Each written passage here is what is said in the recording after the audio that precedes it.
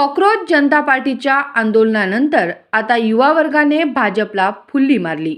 येणाऱ्या काळातील निवडणुकांसाठी मिरज विधानसभा मतदारसंघातील युवा मतदार भाजप सोडून कोणाच्या बाजूने उभे राहणार? मिरजेच्या राजकारणात नव्या समीकरणांची चाहूल। सध्या देशभरात भाजप विरोधात असंतोषाची लाट उसळली असून युवा वर्गाने व त्यांच्या कुटुंबाने भाजपला मतदान करायचे नाही असा ठाम निर्धार केल्याने आपल्या मिरज विधानसभा मतदारसंघात युवा वर्गाची नाराजी कोणत्या दिशेने जाणार हा प्रश्न आगामी राजकीय समीकरणांसाठी महत्त्वाचा ठरण्याची शक्यता निर्माण झाली आहे। मिरजेतील भाजपच्या कारभाराविरोधात व्यापक जनआंदोलन उभारण्याची भूमिका युवा वर्गातून आता तयार झाली आहे। मिरजेतील राजकीय वातावरण आत्तापासूनच तापण्याची चिन्हे दिसू लागली आहेत। राजकीय समर्थक असोत किंवा विरोधक, सर्वच नेत्यांसमोर आता युवा मतदारांच्या नाराजीचा सामना करण्याचं मोठं आव्हान उभं राहिलं। रोजगार, शिक्षण, शासकीय सेवा सुविधा, स्थानिक विकास आणि युवकांच्या भवितव्याशी संबंधित प्रश्नांवर नेत्यांची भूमिका काय आहे हे आज अखेर कधीच स्पष्ट झालं नाही। त्यामुळे युवा वर्ग सर्वपक्षीय नेत्यांवर आता लक्ष ठेवून आहे।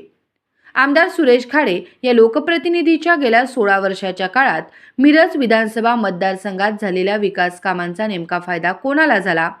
कोणत्या कामांना प्राधान्य देण्यात आलं? विकास कामांचा निर्णय प्रक्रियेत राजकीय हस्तक्षेप किती झाला? तसेच प्रलंबित प्रश्नांकडे किती गांभीर्याने पाहिले गेले याची माहिती लोकप्रतिनिधींनी जनतेसमोर जाहीर करावी अशी मागणी आता युवा वर्गातून पुढे येत आहे। आमदार सुरेश खाडे यांनी आपल्या मतदारसंघामध्ये आज अखेर आतापर्यंत केलेल्या विकास कामांचा लेखाजोखा जनतेसमोर मांडावा लागणार आहे। कारण निवडणुका जवळ आल्या की राजकीय समीकरणे बदलतात। विविध पक्ष, गट आणि नेत्यांमध्ये आघाड्या, युतीची गणिते जुळवली जातात। मात्र या बदलत्या समीकरणांमागील भूमिका आणि जनतेच्या प्रश्नांबाबतची स्पष्ट दिशा मतदारांसमोर कधी मांडली जात नसल्याची नाराजीही व्यक्त होत आहे।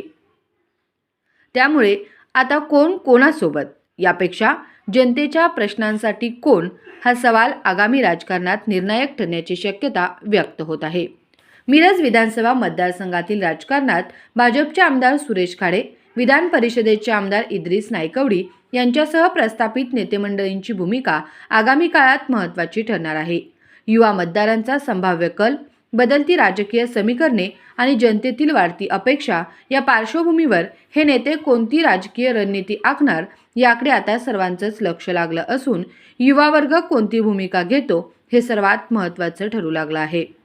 युवा मतदारांच्या मनातील नाराजी प्रत्यक्ष मतपेटीत उतरणार की पुन्हा पारंपरिक राजकीय समीकरणांनाच पसंती मिळणार याचं उत्तर आगामी राजकीय घडामोडींमध्ये मिळणार असून मिरजेच्या राजकारणात नव्या समीकरणांची नांदी सुरू झाल्याची चर्चा सध्या जोर धरू लागली आहे।